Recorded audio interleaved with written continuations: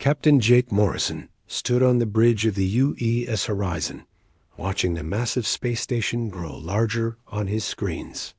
The Council Station looked like a giant metal flower floating in the darkness of space, with 12 different sections, each built by a different alien race. Jake had been to the station many times before, but today felt different somehow, though he could not explain. Y Ambassador Lisa Hayes walked onto the bridge carrying her diplomatic case and wearing her best formal uniform. She looked nervous, which was unusual for someone who had negotiated with alien species for over 20 years. Lisa had been chosen for this mission because she was calm under pressure and never let emotions cloud her judgment. During important meetings, the communication system crackled to life, and an artificial voice spoke in perfect English. This was the Council's way of greeting all incoming ships, since most alien species could not speak human languages naturally. The voice told them to dock at Section 7, which belonged to the Xanthari, who were hosting today's emergency session. Jake guided his ship through the docking procedures, while Lisa reviewed her notes one final time. Neither of them knew that this routine diplomatic mission would change everything for humanity and possibly end their membership in the Galactic Council forever.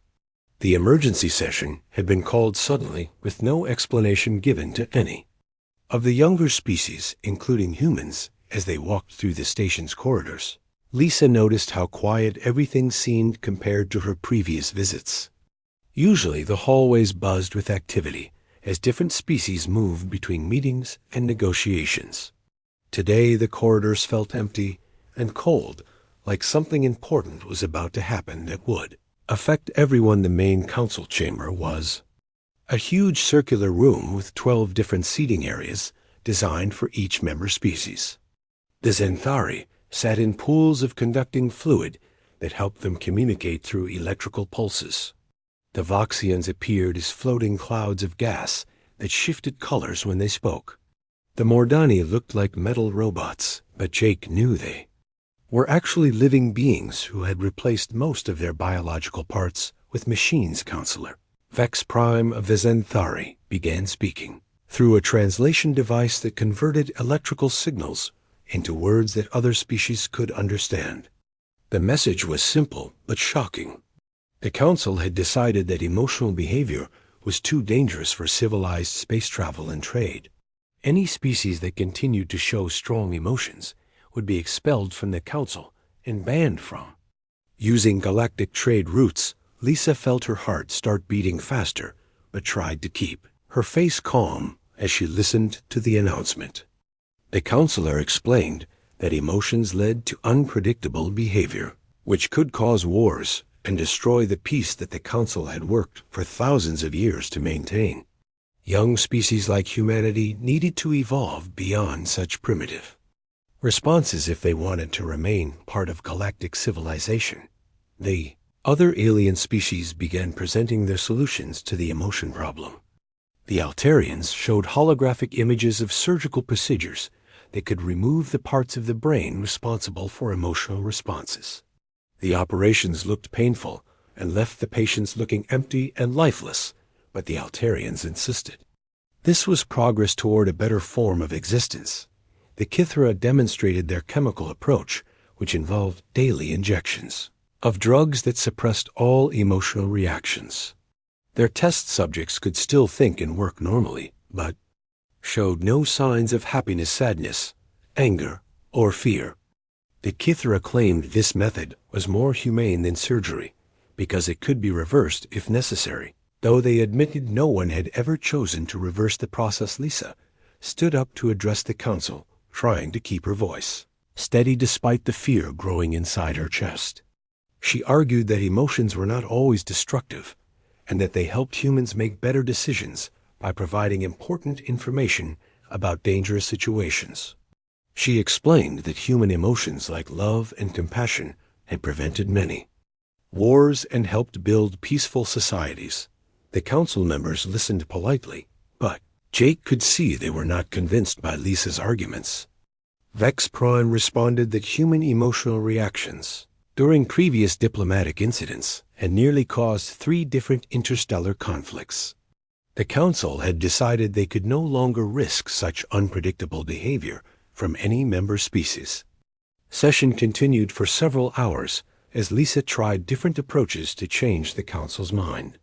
She offered to establish emotional control, training programs for all human diplomats, and suggested creating special protocols for high-stress situations. Every suggestion was politely rejected with examples of how emotions had caused problems. In the past finally, Vex Prime announced the Council's final decision.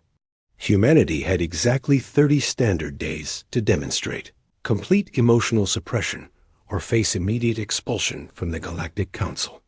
All human ships and personnel would be banned from Council space, and Earth would lose access to advanced alien technologies that had helped improve life for billions of people. Jake received an emergency message from Earth Command ordering all human vessels to return to the Sol system immediately.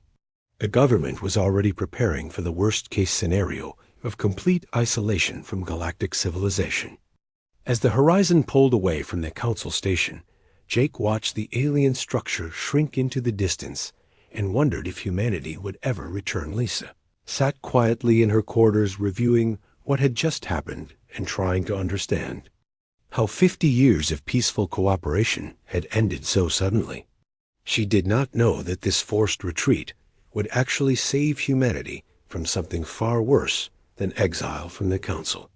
In the depths of space, ancient hunters were already turning their attention toward the Sol system, drawn by signals they had been waiting centuries to detect. The journey home would take several weeks, giving Earth's government time to prepare for isolation, but also giving something else time to prepare for humanity's arrival in their home system. Dr. Alex Carter walked through the sterile white hallways of the Colonial Psychology Institute, watching his staff prepare another batch of emotion suppression drugs. 6 months had passed since humanity's withdrawal from Council space, and the Serenity Protocol was now in full effect across all human colonies. Every citizen received daily injections designed to eliminate emotional responses and create a more logical society. Transformation had been remarkable in its speed and efficiency. Crime rates dropped to almost zero when people could no longer feel anger or jealousy. Work productivity increased dramatically when employees felt no frustration or boredom.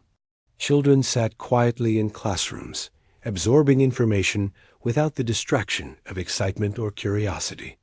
Alex told himself this was progress, even though something deep inside him felt wrong about the whole program. Commander Beth Taylor stood on the bridge of the UES, Guardian, patrolling the outer edges of the solar system.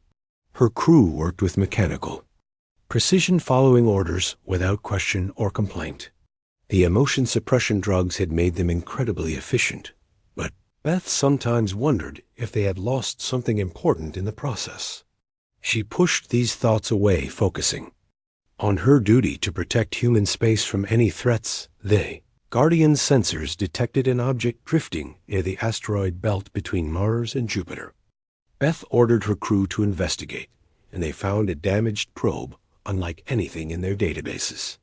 The device was roughly spherical, with strange markings covering its surface and technology that seemed far more advanced than anything the Council species had ever shared with humanity. Engineer Ryan Clark examined the probe's data transmissions from his workshop on Mars colony. The readings made no sense according to standard physics, but Ryan's logical mind worked through the mathematical equations, trying to understand what the device was actually doing. What he discovered made him feel something that the suppression drugs were supposed to eliminate completely. The probe was not just gathering information about human technology and defenses. It was creating detailed maps of every human settlement in the solar system, recording population numbers, and analyzing the strength of orbital defense platforms. Most disturbing of all, the probe seemed to be transmitting this information somewhere outside the solar system to recipients unknown. Ryan tried to report his findings to the colonial authorities, but his emotion-suppressed superiors dismissed his concerns as residual anxiety patterns. The drugs had made them incapable of recognizing potential threats that required intuitive leaps rather than pure logical analysis. They filed his report in the standard bureaucratic system, where it would likely sit unread for months. Probe belonged to an ancient species called the Devourers, though no human knew this name or understood what it meant. These creatures had roamed the galaxy for millions of years, feeding on the life force of inhabited worlds. They were older than the Council species, and far more dangerous than any threat humanity had ever faced. The Devourers had a unique hunting method that made them nearly impossible to detect or resist. They could only sense worlds populated by beings whose life force burned steadily and predictably. Emotional energy created chaotic interference that hid inhabited planets from their hunger, making emotional species effectively invisible to their detection methods. For thousands of years, the Council species had known about the Devourers and had developed their emotion suppression technologies specifically to hide from these ancient hunters. They had never told younger species like humanity about this threat, preferring to let them discover the danger for themselves. The Council's advanced civilizations were actually survivors living in constant fear. When humanity first joined the Council, their strong emotions had created a protective field around Earth that made it invisible to Devourer detection. The Council had initially been grateful for this protection, but over time, they began to see human emotions as a liability that could attract the hunters' attention to Council space. The recent demand for emotional suppression had not been about creating better galactic citizens. It had been about removing the chaotic emotional energy that protected Earth from detection. The Council species were using humanity as an early warning system, planning to abandon them when the Devourers inevitably found the solar system. As the Serenity Protocol reached full implementation across all human colonies, Earth's emotional signature began fading from the cosmic spectrum. The planet's natural defenses against Devourer detection weakened with each passing day as more humans lost their ability to feel genuine emotions. What the government called progress was actually removing humanity's most important protection. Deep in space, massive bioships that resembled giant jellyfish made of dark energy began turning toward the Sol system. The Devourers had been searching for new feeding grounds for decades, and now they could sense a large population of life forms burning with steady, predictable energy patterns. Earth had become visible to their hunger for the first time in human history. The lead Devourer ship was larger than Earth's moon and moved through space by phasing in and out of normal reality. These creatures existed partially outside normal space-time, which made them nearly impossible to detect with conventional sensors. Only emotional intuition could sense their presence, and humanity was systematically eliminating that capability. Back on the Guardian, Beth Taylor felt a strange uneasiness that she could not explain logically. Her suppressed emotions were trying to warn her about something approaching, but the drugs prevented her from understanding what her instincts were telling her. She ordered routine sensor sweeps of the outer system, but found nothing because the Devourers were still too far away to detect with technology. Alex Carter reviewed the latest reports from across the solar system and noticed a troubling pattern. Medical facilities were reporting increasing numbers of patients falling into unexplained catatonic states. The condition seemed to be spreading, but slowly enough that most doctors attributed it to side effects from the emotion suppression drugs, rather than recognizing it as something far more serious. The first Devourer scouts had already reached the edge of the solar system and begun their preliminary feeding on isolated research stations and mining facilities. Their method was subtle, at first draining life force gradually to avoid detection by the prey species. The victims remained alive, but empty of everything that made them truly living beings. Ryan Clark continued his analysis of the mysterious probe despite his superior's dismissal of his concerns. His logical mind could not understand why he felt compelled to keep working on this problem when regulations clearly stated he should move on to other assignments. The emotion suppression drugs were supposed to eliminate such irrational behavior, but something stronger was driving him to continue. What Ryan did not realize was that his background in quantum mathematics had made him partially resistant to the suppression drugs. His brain's analytical patterns created interference that reduced the drugs' effectiveness, allowing him to retain some emotional awareness. This accident of biochemistry would soon make him one of the few humans capable of recognizing the true threat approaching Earth. Devourers moved closer to the inner solar system, with each passing day drawn by the steady life force signatures emanating from human colonies. They had not encountered such perfect prey in centuries, and their hunger grew stronger as they approached their target. Soon they would begin the final feeding that would drain Earth of all life, leaving only empty shells where billions of humans once lived. Captain Nina Rodriguez watched her sensor displays from the command center of Kepler Base as strange readings flickered across her screens. The research station orbited Jupiter at a safe distance, studying the gas giant's unusual magnetic fields. But today, something was interfering with their instruments. Nina's emotion-suppressed mind analyzed the data, methodically noting gravity fluctuations that seemed to appear and disappear without any identifiable source. The first Devourer scouts had reached the outer solar system 3 weeks earlier, but remained invisible to human technology. These creatures existed partially outside normal space, which allowed them to avoid detection by conventional sensors. Only emotional intuition could have sensed their presence, and humanity had spent months systematically eliminating that capability from their population. Nina ordered her technical staff to run complete diagnostic checks on all sensor arrays, assuming the fluctuations were caused by equipment malfunctions. Her crew worked with mechanical efficiency, testing each system and finding nothing wrong with their instruments. The emotion suppression drugs had made them excellent technicians, but terrible at recognizing threats that fell outside their programmed expectations on Earth. Former Marine Sergeant Dan Cooper reviewed security footage from around the globe as part of his duties at the Global Peace Institute. The organization had been created to monitor the success of the Serenity Protocol and ensure that no citizens were experiencing unauthorized emotional episodes.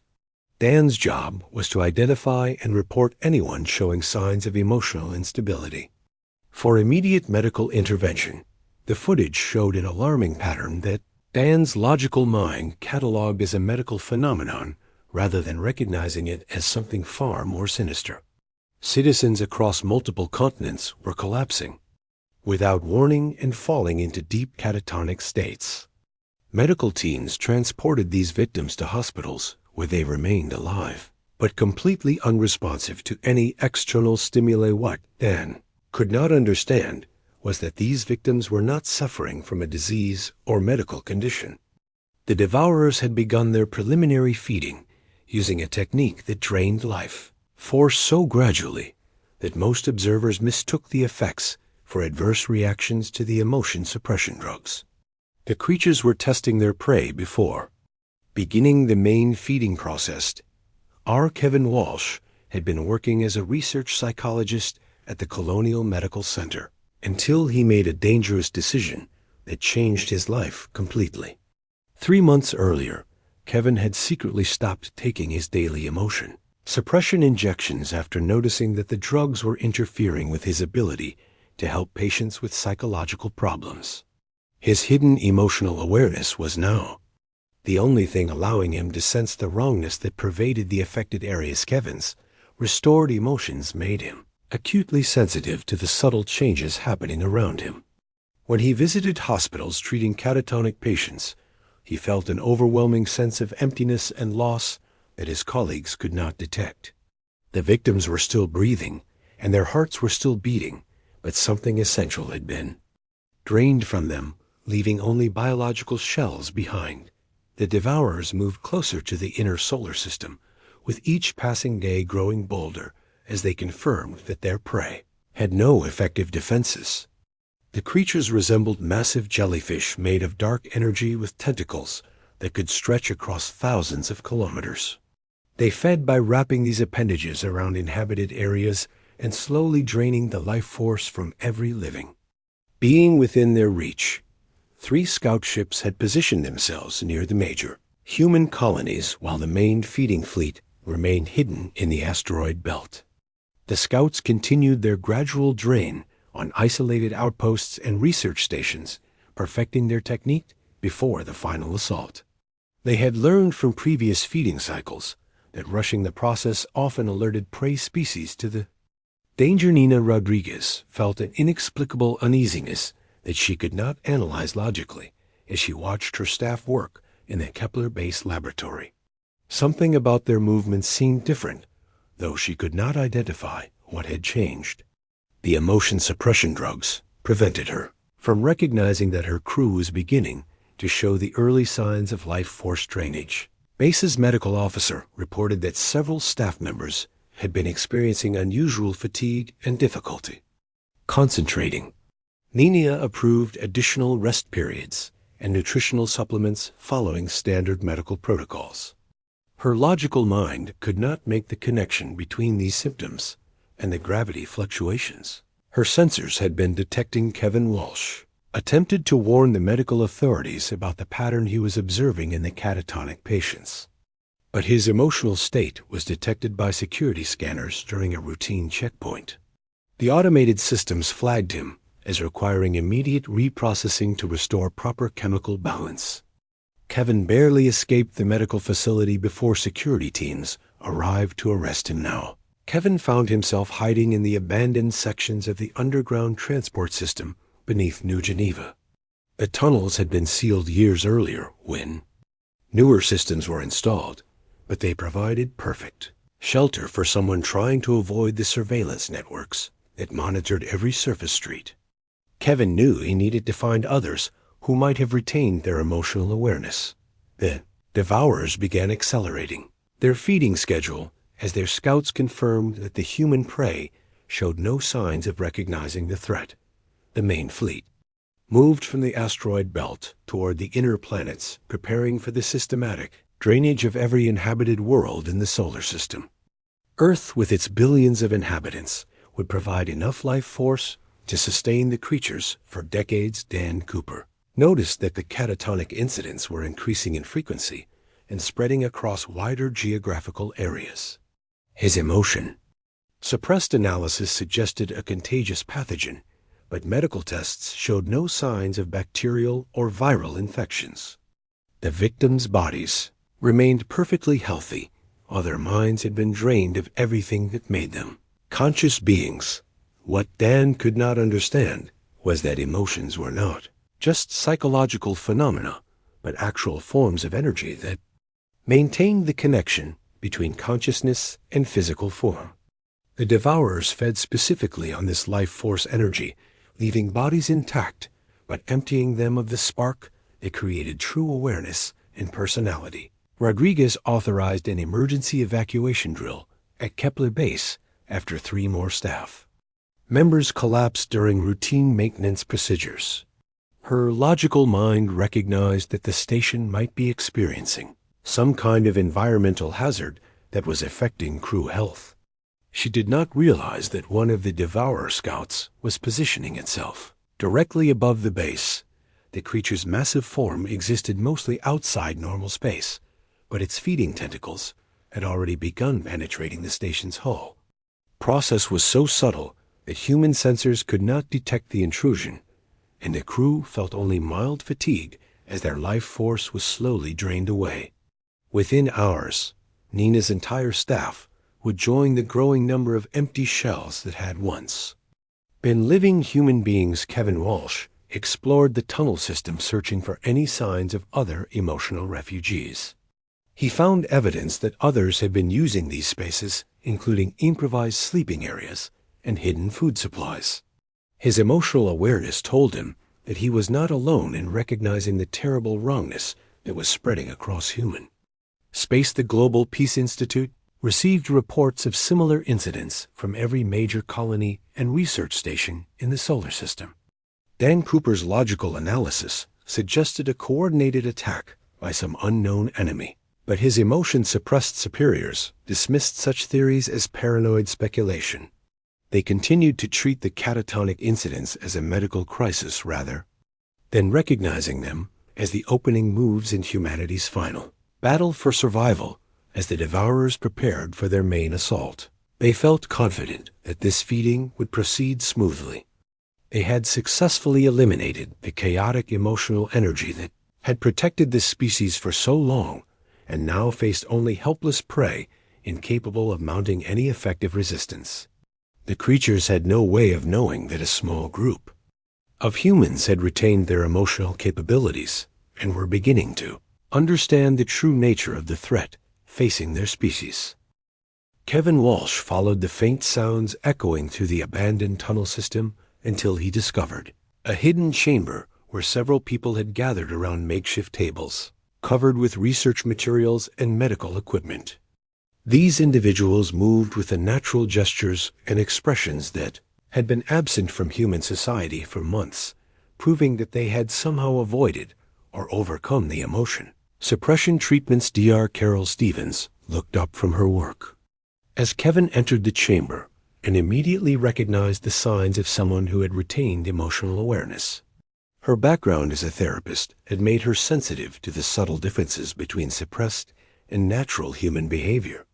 Carol had been leading this group of emotional refugees since the early days of the Serenity Protocol. The underground community called themselves the Free Hearts and included people from various backgrounds who had either refused the suppression treatments or found ways to counteract their effects.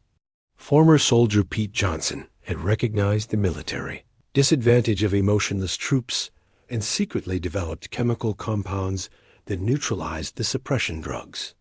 Teacher Helen Davis had watched emotion suppressed children lose all creativity and wonder, prompting her to abandon her official position. Carol explained that the Free Hearts had been monitoring the growing crisis affecting the human colonies through hidden communication networks and illegal access to government databases. They had documented thousands of cases where healthy individuals suddenly fell into unexplained catatonic states, but their attempts to warn the authorities had been dismissed as emotional hysteria by the suppressed population. Pete Johnson shared intelligence he had gathered from former military contacts who were beginning to question the wisdom of eliminating emotions from combat personnel. Several officers had noticed that emotionless soldiers could not adapt unexpected situations or make creative tactical decisions when faced with unknown threats. The military was slowly realizing that pure logic was insufficient for effective defense. Helen Davis had been working with a group of children whose developing brains showed natural resistance to the emotion suppression drugs. These young people retained flashes of emotional awareness that allowed them to sense danger in ways that adults could no longer access. The children reported feeling afraid in certain areas where catatonic incidents had occurred, even though logical analysis showed nothing threatening. Carol revealed that she had been in secret communication with an alien exile named Flux 7, who belonged to the Xanthari species but had been banished from Council space for opposing the emotion suppression mandate. This individual had risked everything to contact humanity and warn them about the true purpose behind the Council's demand for emotional elimination. Flux 7's message contained information that shocked the Free Hearts and completely changed their understanding of the galactic situation. The Council species had not evolved beyond emotions naturally, but had been forced to suppress them after surviving attacks by ancient creatures called the Devourers. These beings fed on life force energy and could only detect species that burned. With steady, predictable patterns, the revelation hit the group like a physical blow as they realized the full scope of humanity's betrayal by the Galactic Council. The advanced alien civilizations were not superior beings who had transcended primitive emotions, but terrified survivors living in constant fear of discovery by cosmic predators. They maintained their emotionless state, not out of wisdom, but out of desperate necessity for basic survival. Flux 7 explained that emotional energy created chaotic interference patterns that made inhabited worlds invisible to devourer detection methods. Humanity's natural emotions had been protecting not only Earth but the entire Council civilization by masking their collective life force signatures. The demand for emotion suppression had been designed to remove this protective field and expose humanity as bait for the ancient hunters. Pete Johnson processed this information with growing anger as he understood the tactical implications. The Council had never intended for humanity to survive as a member species, but had planned to use them as an early warning system for devourer invasions. Earth's destruction would give the Council advance notice of the creature's presence, allowing them to strengthen their own defensive measures. Kevin Walsh felt his restored emotional awareness, reacting to the terrible wrongness he had sensed throughout the affected areas. Now he understood that the empty feeling surrounding catatonic victims was the absence of life force energy that had been drained away by feeding creatures. The devourers were already here, and humanity had been deliberately stripped of its only effective defense. Carol Stevens proposed a desperate plan based on her psychological research and Pete's military chemistry knowledge. If emotions were humanity's weapon against the devourers, then they needed to restore emotional capacity to as many people as possible before the feeding reached terminal levels. However, the suppression drugs had built-in addiction properties that made sudden withdrawal potentially fatal. Helen Davis suggested starting with the children, since their developing brains showed natural resistance to the chemical treatments. If they could create an emotional restoration compound that worked safely with young nervous systems, they might be able to expand the treatment to adults gradually. The children could become the core of a new resistance movement, capable of fighting back against the cosmic predators. The Free Hearts began working frantically to synthesize an emotion restoration serum using Carol's psychological research, Pete's military chemistry background, and medical equipment they had salvaged from abandoned facilities.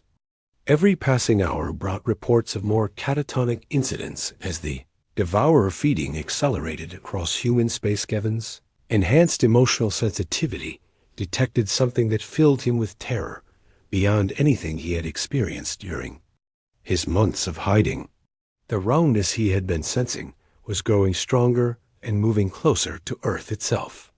The main devourer fleet was approaching the inner solar system, and humanity had perhaps days before the feeding reached levels that would drain billions of people. Pete Johnson contacted his former military network through encrypted channels that bypassed the government's emotion monitoring systems. He discovered that several high-ranking officers, including Admiral Grace Murphy, had been secretly questioning the Serenity Protocol's impact on military readiness.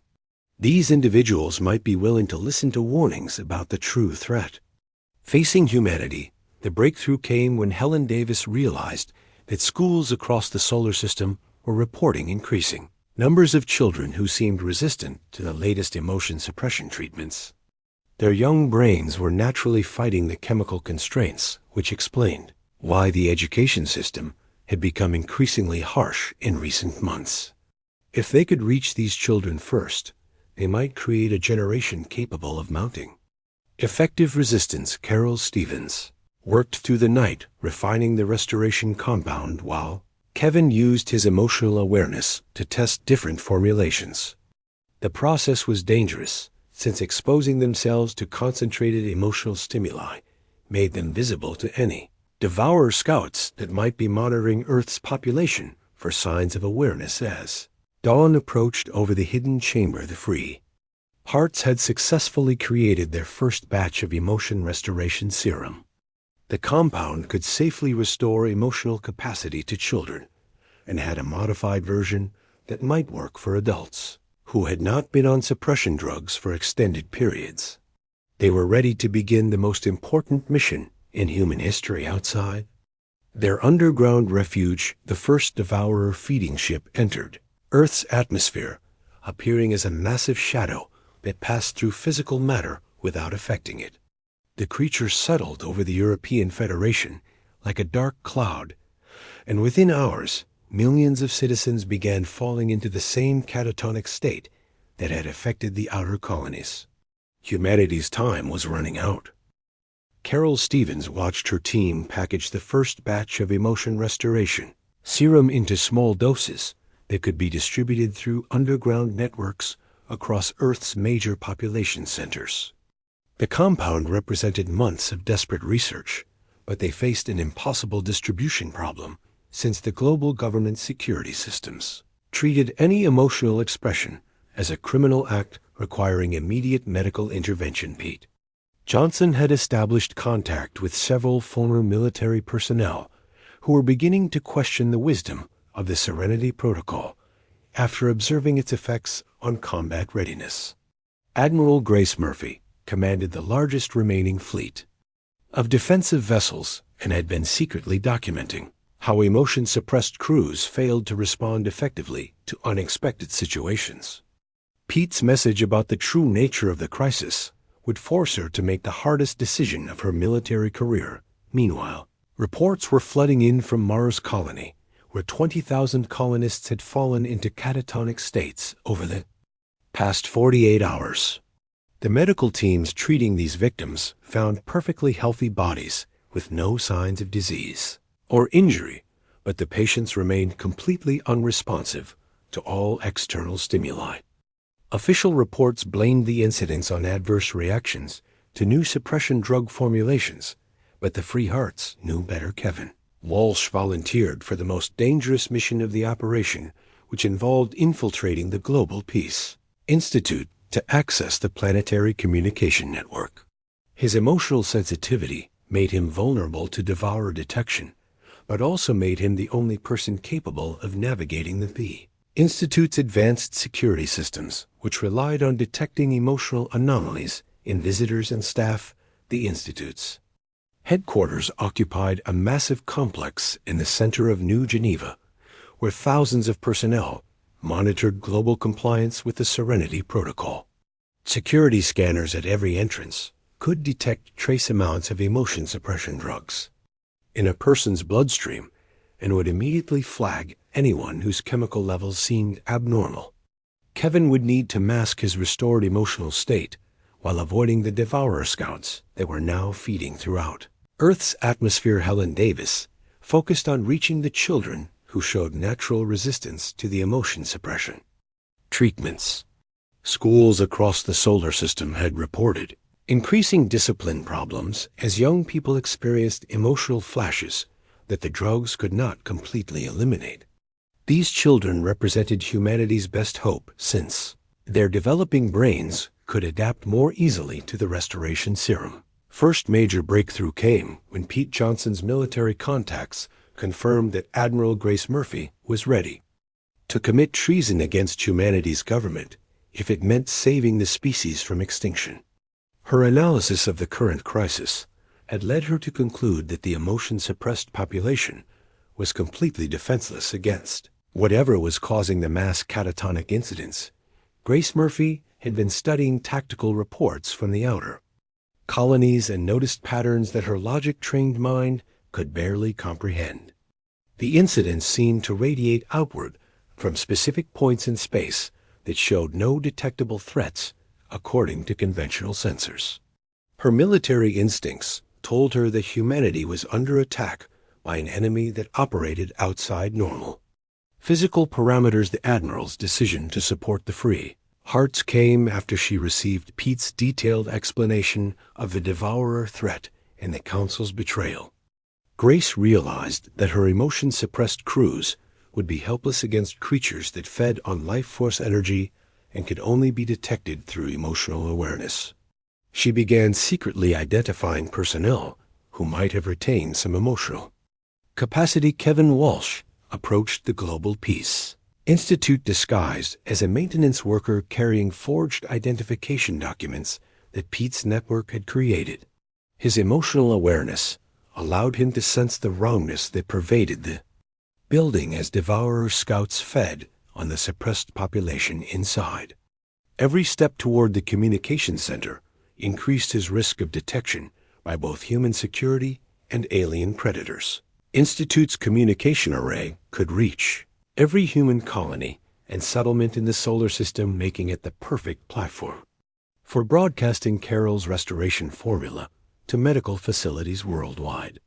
However, accessing the system required navigation through multiple security checkpoints and computer networks that monitored every transmission for signs of emotional content. Carol Stevens worked with Helen Davis to modify the restoration serum for mass distribution through existing medical supply networks.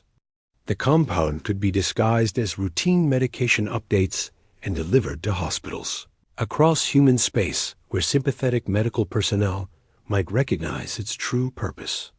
They had identified several doctors who had quietly expressed concerns about the Serenity Protocol's effects. The plan required precise timing since the Yellowstone devourers were accelerating their feeding schedule as they confirmed the complete helplessness of their prey. Satellite imagery showed massive shadows moving across Earth's surface as the creatures positioned themselves over major population centers. The shadows were invisible to most sensors, but Kevin's emotional awareness could detect their presence. Pete Johnson received confirmation that the restoration serum was working when the first test subjects began showing signs of emotional recovery. Children who had been given the compound started displaying natural curiosity and creative thinking that had been absent for months. More importantly, they reported feeling afraid in areas where devourer feeding was taking place. Admiral Grace Murphy made her fateful decision when reports arrived that the Mars colony incident was spreading to other outer settlements. She ordered her most trusted officers to begin covert distribution of the restoration serum among military personnel who showed signs of retained emotional capacity.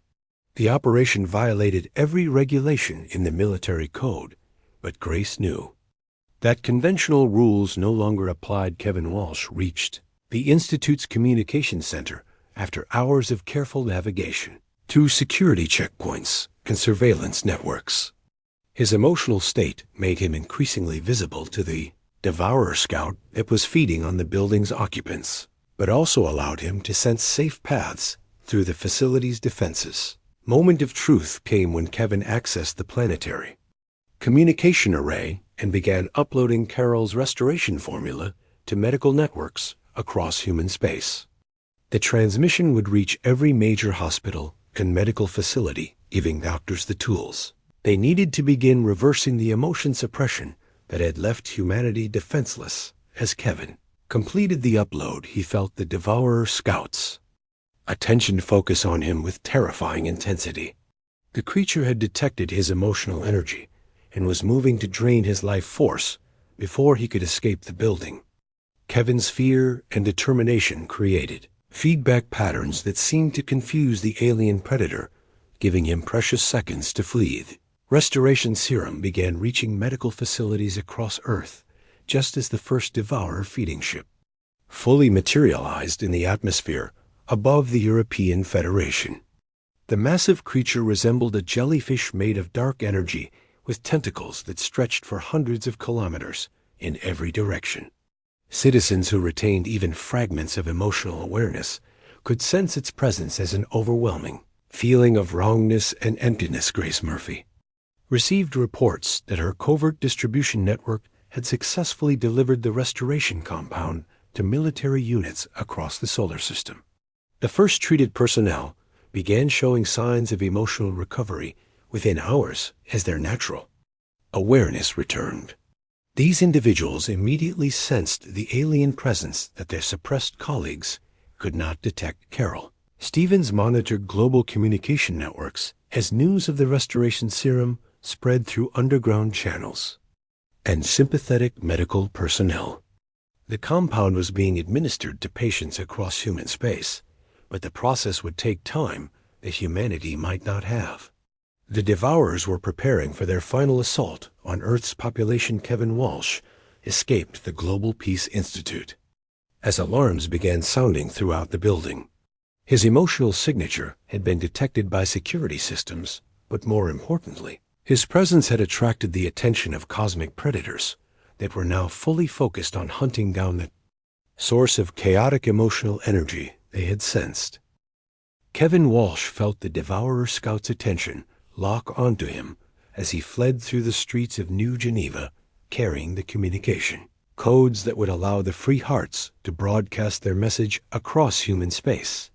The creatures feeding. Tentacles reached through buildings and vehicles, trying to drain his life force, but something unexpected happened as Kevin's fear and determination reached peak intensity. His emotional energy created feedback patterns that actually seemed to hurt the alien predator. This discovery changed everything that Carol Stevens and her team thought they knew about the relationship between humans and devourers. The creatures had spent millions of years feeding on emotionless prey because they had never encountered a species that fought back with the full power of concentrated emotional energy. Kevin's experience proved that intense emotions could actually damage the hunters, rather than just hiding from them. Pete Johnson received this information through encrypted channels and immediately understood the tactical implications. If emotions could be weaponized against the devourers, then humanity needed to abandon the defensive strategy of hiding and instead mount an aggressive counterattack using their restored emotional capabilities. The restoration serum was not just medicine, but ammunition for the most important battle in human history. Admiral Grace Murphy's distribution network reached critical mass as military personnel across the solar system began receiving the emotion restoration compound. The first awakened soldiers experienced a cascade of suppressed feelings, including anger at their manipulation, love for their families, and fierce determination to protect their world. These emotions reached peak intensity as the soldiers realized how close humanity had come to complete extinction. Carol Stevens monitored global communication networks as reports flooded in from around the world describing the effects of emotional restoration on the human population. Citizens who had been living in chemical numbness for months suddenly felt the full range of human experience returning to them. Their rage at being deceived, their love for their children, and their determination to survive created waves of emotional energy that began affecting the devourer feeding ships. The first sign of success came when the massive creature hovering over the European Federation suddenly recoiled from major population centers as millions of people simultaneously experienced emotional awakening. The devourer had never encountered prey that could generate such chaotic and powerful energy patterns. Its feeding tentacles withdrew from the areas where emotional restoration was taking place. Dan Cooper awakened from months of chemical suppression in his office at the Global Peace Institute as Kevin's stolen restoration compound spread through the building's air circulation system.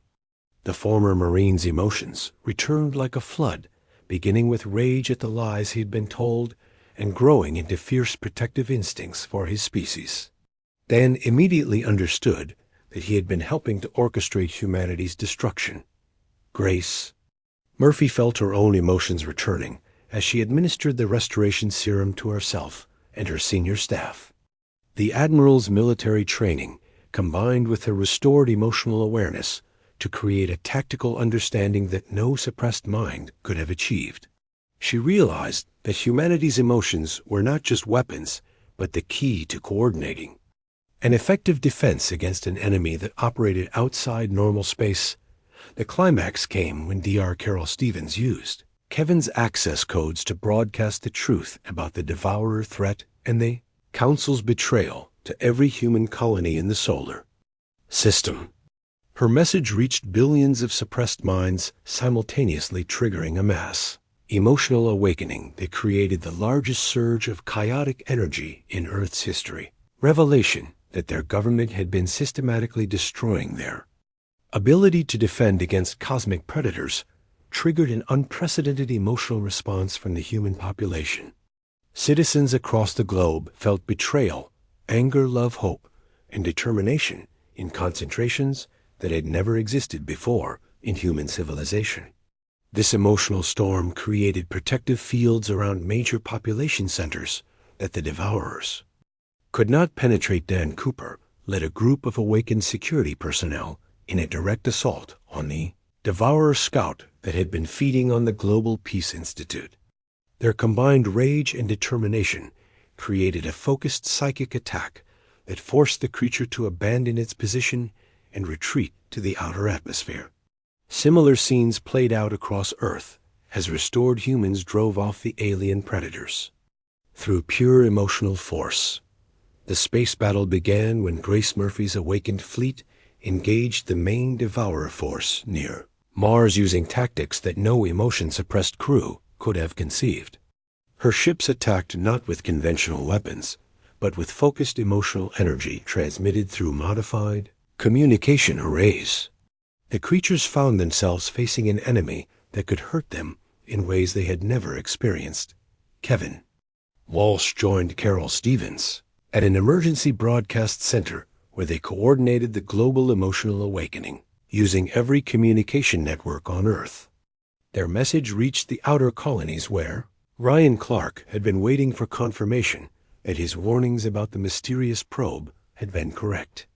Ryan's partial emotional awareness allowed him to rally the Mars survivors and organize resistance against the creatures that had been feeding on his friends.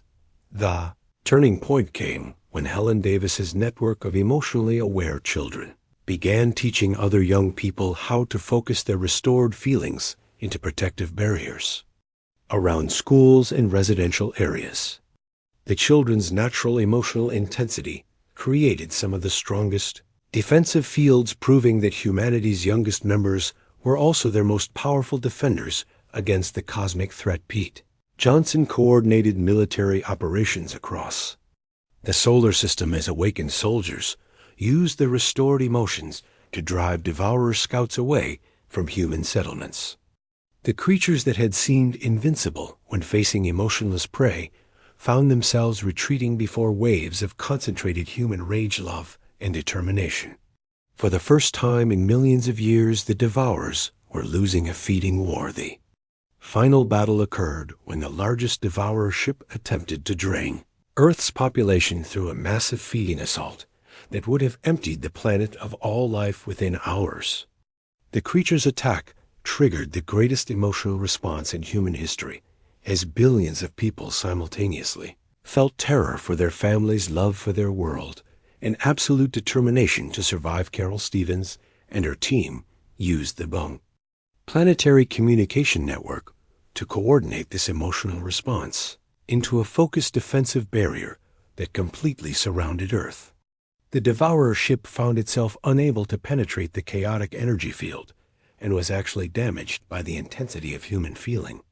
The creature retreated into deep space, followed by the remaining scouts, who could no longer tolerate the emotional radiation emanating from human space. In the aftermath, humanity emerged, changed, but stronger than ever before.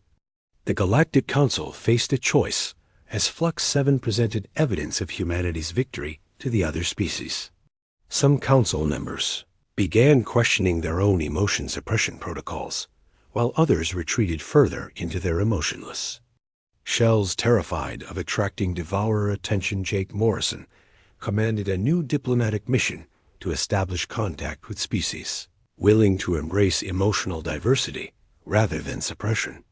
Lisa Hayes negotiated treaties based on mutual protection through emotional strength rather than hiding through chemical numbness.